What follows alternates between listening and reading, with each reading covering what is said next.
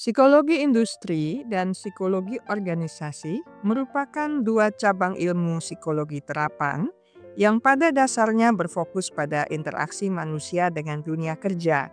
Namun masing-masing menonjolkan perspektif, tujuan, dan metode yang berbeda. Keduanya telah berkembang sejak awal abad ke-20 sebagai respons terhadap kebutuhan perusahaan untuk meningkatkan produktivitas, mengoptimalkan kesejahteraan pekerja, dan menyesuaikan diri dengan dinamika lingkungan bisnis yang semakin kompleks.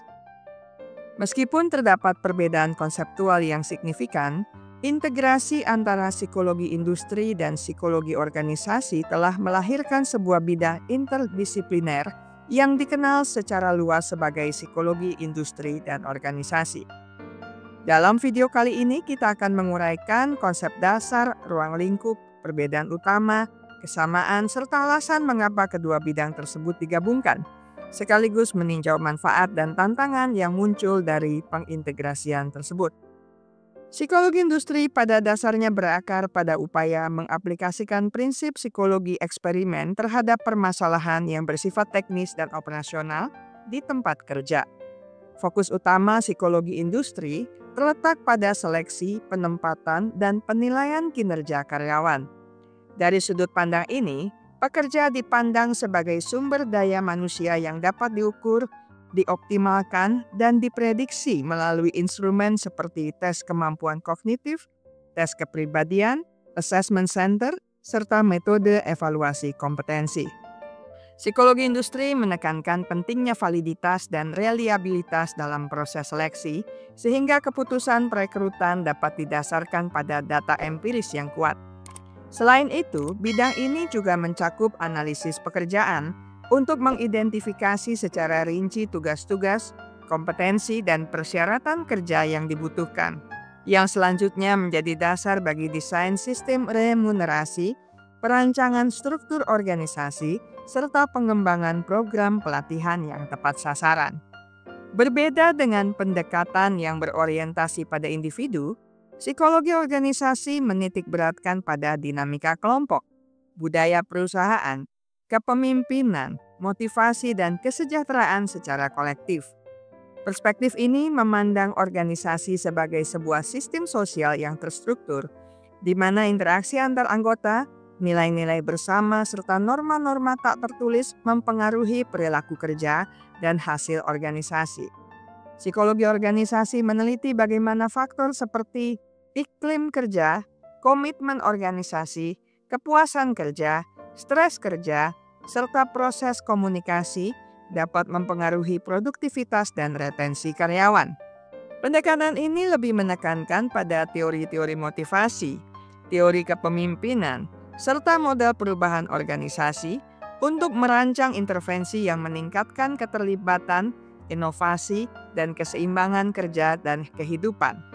Pada dasarnya, psikologi organisasi bertujuan menciptakan lingkungan kerja yang memberdayakan individu, memperkuat identitas kolektif, serta memfasilitasi pertumbuhan organik yang berkelanjutan. Ruang lingkup psikologi industri meliputi seleksi dan rekrutmen, penilaian kinerja, desain kerja, pengembangan sistem remunerasi, serta pelatihan dan pengembangan kompetensi berbasis analisis kebutuhan. Di sisi lain, ruang lingkup psikologi organisasi mencakup pengukuran iklim dan budaya organisasi, penelitian kepuasan kerja, analisis motivasi dan stres, pengembangan kepemimpinan, manajemen perubahan, serta strategi peningkatan kesejahteraan psikologis. Walaupun terdapat perbedaan fokus, kedua bidang saling melengkapi. Misalnya hasil seleksi yang tepat akan lebih efektif jika diikuti dengan upaya meningkatkan kepuasan kerja dan keterlibatan. Meskipun terdapat perbedaan signifikan dalam fokus dan metodologi, psikologi industri dan psikologi organisasi berbagi landasan teoretis yang sama, yakni prinsip-prinsip psikologi umum seperti proses persepsi, motivasi, belajar, dan pengambilan keputusan. Kedua bidang juga menekankan pentingnya menerapkan ilmu psikologi untuk meningkatkan kesejahteraan dan efektivitas kerja, sehingga tujuan akhir mereka saling melengkapi dalam menciptakan lingkungan kerja yang produktif sekaligus manusiawi. Selain itu, baik psikologi industri maupun psikologi organisasi mengandalkan pengumpulan data empiris, baik berupa tes standar, survei, ataupun observasi lapangan yang kemudian dianalisis secara statistik untuk menghasilkan rekomendasi berbasis bukti. Kedua bidang juga menempatkan etika profesional sebagai pilar utama, memastikan bahwa intervensi yang diberikan menghormati privasi, keadilan, dan hak asasi karyawan. Psikologi industri lebih menekankan pada analisis individu dan proses teknis yang dapat diukur secara kuantitatif, sedangkan psikologi organisasi menyelami aspek kolektif dan fenomena sosial yang lebih kompleks dan seringkali bersifat kualitatif. Intervensi dalam psikologi industri bertujuan meningkatkan kecocokan antara pekerjaan dan karyawan, menurunkan turnover, dan memaksimalkan efisiensi operasional. Sebaliknya, intervensi psikologi organisasi cenderung berorientasi pada penciptaan iklim kerja yang positif, peningkatan motivasi intrinsik, serta pembangunan budaya yang mendukung inovasi. Psikologi industri biasanya beroperasi pada siklus pendek, misalnya proses rekrutmen tahunan. Sementara psikologi organisasi menuntut pendekatan jangka panjang untuk membangun budaya dan mengelola perubahan struktural. Meskipun perbedaan di atas menandakan keunikan masing-masing bidang, terdapat sejumlah persamaan penting. Keduanya berdasarkan pada prinsip ilmiah, penggunaan metode penelitian, pengujian hipotesis, serta pengumpulan data yang sistematis. Kedua bidang juga menekankan pada peningkatan kinerja organisasi, baik melalui penyaringan kandidat yang tepat maupun melalui penciptaan lingkungan kerja yang kondusif. Selanjutnya, kedua disiplin memerlukan kemampuan diagnostik yang tajam, baik dalam menganalisis deskripsi pekerjaan yang dilakukan oleh psikologi industri maupun dalam menilai budaya organisasi yang terjadi pada psikologi organisasi. Tak kalah penting, keduanya mengutamakan etika profesional, memastikan bahwa intervensi tidak merugikan karyawan serta menghormati hak privasi dan keadilan. Penggabungan psikologi industri dan psikologi organisasi menjadi satu bidang terintegrasi muncul karena realitas praktis di lapangan menuntut pendekatan holistik. Di dunia kerja modern, keputusan rekrutmen yang tepat, hasil dari psikologi industri, tidak akan menghasilkan manfaat maksimal bila tidak diikuti dengan strategi motivasi kepemimpinan dan budaya yang mendukung hasil dari psikologi organisasi. Perusahaan cenderung mencari konsultan atau praktisi yang mampu menangani seluruh spektrum permasalahan SDM, mulai dari pemilihan kandidat hingga pengelolaan perubahan organisasi. Selain itu, integrasi mempermudah pengembangan teori lintas dimensi, seperti model kompetensi yang menggabungkan kemampuan teknis dengan kemampuan interpersonal, serta model kepuasan kerja yang mempertimbangkan kesesuaian pekerjaan serta dukungan organisasi. Akademisi pun mengadopsi istilah psikologi industri organisasi untuk menekankan bahwa analisis individual dan kolektif tidak dapat dipisahkan, sehingga riset dapat mencakup variabel-variabel yang saling mempengaruhi secara dinamis. Manfaat utama dari pengintegrasian psikologi industri organisasi terletak pada efisiensi dan efektivitas strategis. Pertama, proses seleksi yang didukung dengan analisis budaya dan motivasi dapat menurunkan tingkat turnover, karena kandidat tidak hanya cocok secara teknis melainkan juga serasi dengan nilai dan lingkungan kerja.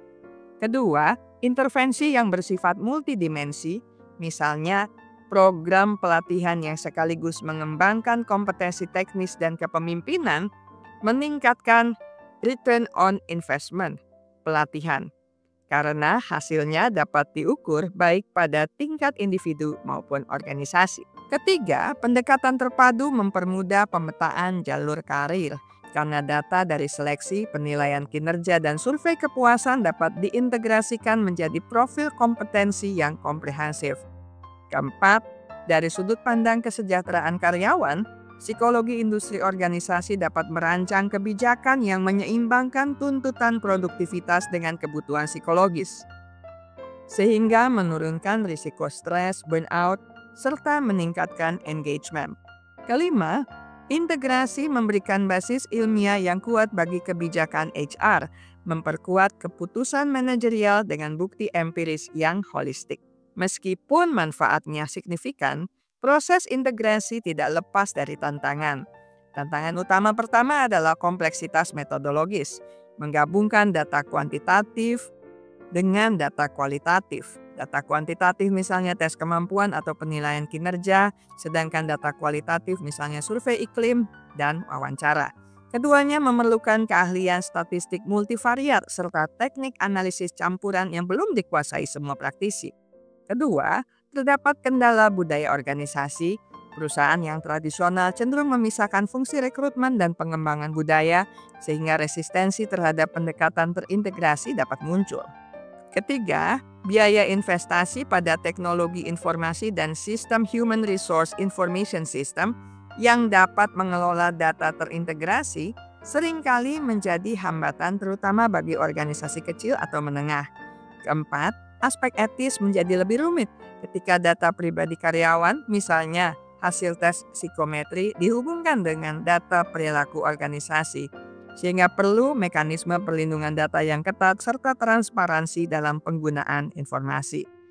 Kelima, dalam konteks akademik, kurikulum pendidikan masih sering memisahkan mata kuliah psikologi industri dan psikologi organisasi, sehingga lulusan mungkin belum memiliki kompetensi lintas bidang yang diperlukan untuk praktik terintegrasi.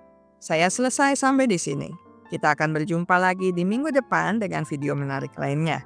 Terima kasih untuk kesetiaan Anda bersama channel Bahas Psikologi.